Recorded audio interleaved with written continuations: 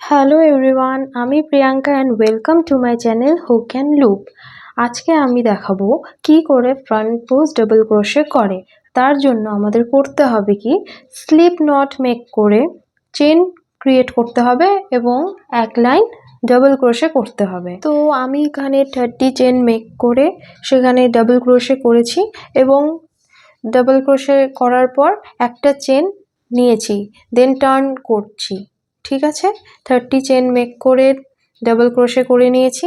এবার লাস্টে double crochet একটা চেন মেক করে টার্ন করলাম। এবার এইভাবে উলটাকে পেঁচিয়ে নেব।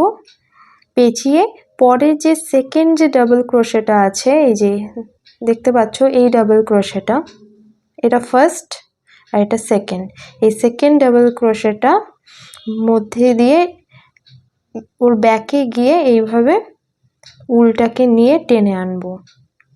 পেয়ে গেলাম এখানে 3টে লুপ, তার মধ্যে দুটোকে আগে একটা করে দুটো হলো এবং আবার উল পেঁচিয়ে দুটোকে একটা করলাম। আবার উলটা পেঁচিয়ে নিলাম। পেঁচিয়ে নেওয়ার পর যে নেক্সট যে ডাবল ক্রোশেটা আছে তার ভেতর দিয়ে কাঁটাটাকে বের করে এই সুতোটাকে টেনে 3টে লুপ করলাম। এবার 3টেকে দুটো করব আর দুটোকে একটা করব। এই হয়ে গেল আমাদের front post double crochet. Next যাচ্ছি, নেক্সট আছে আরেকটা ডাবল ক্রোশে। আগে উলটাকে পেঁচিয়ে এই নেক্সট যে ডাবল ক্রোশের ভেতর দিয়ে উলটা কাঁটাটাকে আনলাম, দেন উলটাকে পেঁচিয়ে 3টে লুপ পেলাম, 1 2 and 3, অ্যান্ড দেন 3টেকে দুটো করব ফার্স্টে অ্যান্ড আবার উল পেঁচিয়ে দুটোকে একটা করব। এইভাবে এই লাইনটা করে ফেলবো। একদম ইজি।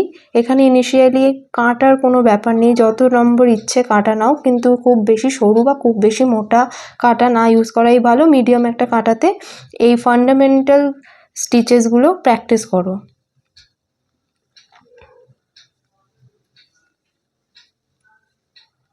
হয়ে গেল আমাদের ফ্রন্ট পোস্ট ডাবল ক্রোশে। আমি প্রায় শেষের দিকে চলে এসেছি। তো আমরা উলটাকে পেঁচিয়ে যে ডাবল ক্রোশেটা থাকবে এই ডাবল ক্রোশের নিচ দিক দিয়ে এন্টার করে উপর দিক দিয়ে কাঁটাটাকে এন্টার করাবো অ্যান্ড দেন উলটাকে টেনে 3টে লুপ আসবে। 3টেকে আমরা ফার্স্টে দুটো করব, আবার উল পেঁচিয়ে উলটাকে টেনে দুটোকে একটা করব। আমরা এতক্ষণ ডাবল ক্রোশে করার টাইমে কি করছিলাম, এই যে লুপটা ছিল এই লুপের মধ্যে কাঁটাটাকে এন্টার করাচ্ছিলাম। এই যে লুপটা আছে সেই লুপের মধ্যে কাঁটাটাকে এন্টার করাচ্ছিলাম, কিন্তু ফ্রন্ট পোস্ট ডাবল ক্রোশেতে সেটা হয় না।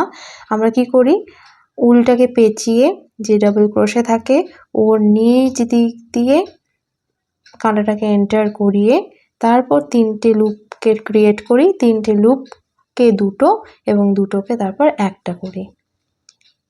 এই হলো front post double crochet.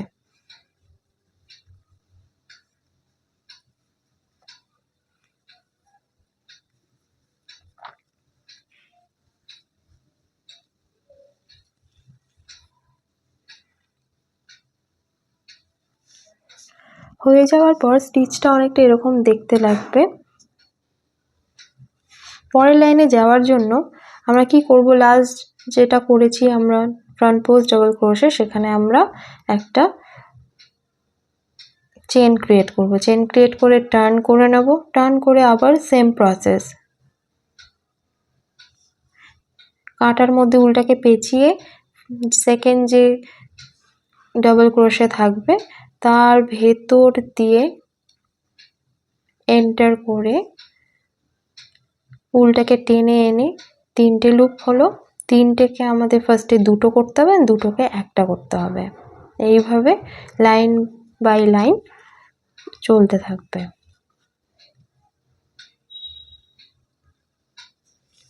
So আমাদের front post double crochet ready.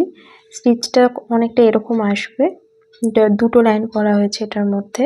তো তোমাদের আমি যতটা পেরেছি বোঝানোর চেষ্টা করেছি। তারপরে যদি কারো অসুবিধা থাকে বুঝতে, প্লিজ কমেন্ট সেকশানে জানিও। ভিডিওটা ভালো লাগলে please like and share and subscribe করে দিও। তো সুস্থ থেকো, ভালো থেকো সকলে। দেখা হচ্ছে নেক্সট ভিডিওতে। টাটা।